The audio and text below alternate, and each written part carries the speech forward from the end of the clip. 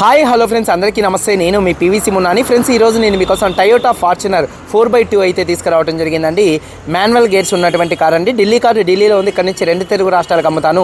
NOC with invoice ఇస్తాను. Tax అనేది మీరు కట్టుకోవాల్సి ఉంటుంది. కారు డీటెయిల్ చూసుకున్నట్లయితే 2015 కార్ అండి.